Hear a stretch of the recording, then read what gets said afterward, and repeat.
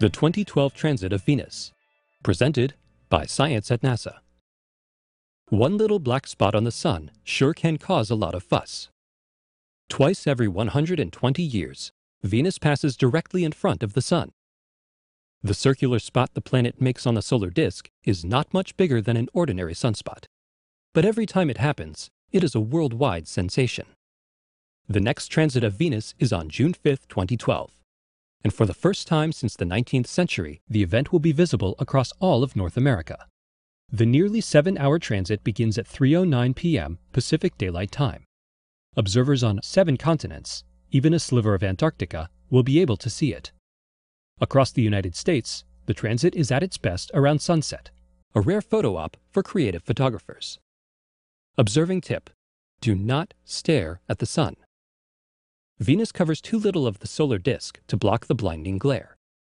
Instead, use some type of protection technique or solar filter. A number 14 welder's glass is a good choice. For some observers, the view provides an unsettling sense of scale. Venus seems so small and fragile against the solar disk. Our own planet is equally minuscule. Others say it looks like a black hole punched in the surface of the Sun. Very strange. Transits of Venus first gained worldwide attention in the 18th century, when one of the biggest mysteries of science was the size of the solar system. It might seem amazing today, but astronomers didn't know the absolute distance between any two planets. How many miles would you have to travel to reach another world? The answer was as mysterious then as the nature of dark energy is now. Venus was the key, according to astronomer Sir Edmund Halley. He realized that by observing transits from widely spaced locations on Earth, it should be possible to triangulate the distance to Venus. The idea galvanized scientists, who set off on expeditions around the world to view a pair of transits in the 1760s. The great explorer James Cook himself was dispatched to observe one from Tahiti, a place as alien to 18th century Europeans as the Moon or Mars. Historians have called the international effort the Apollo program of the 18th century. In retrospect, it falls into the category of things that only sounded like a good idea.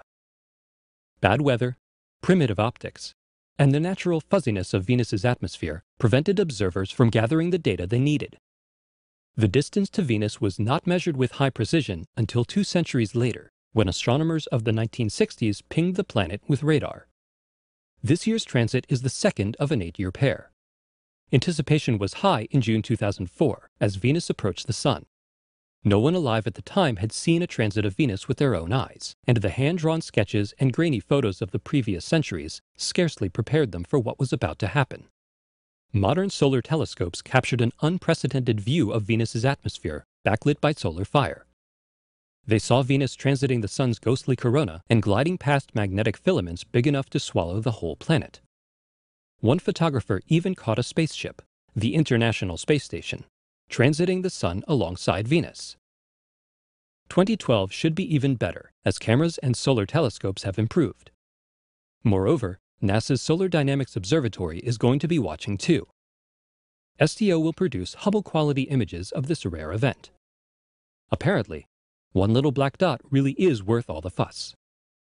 For more observing tips and links to live webcasts, visit science.nasa.gov.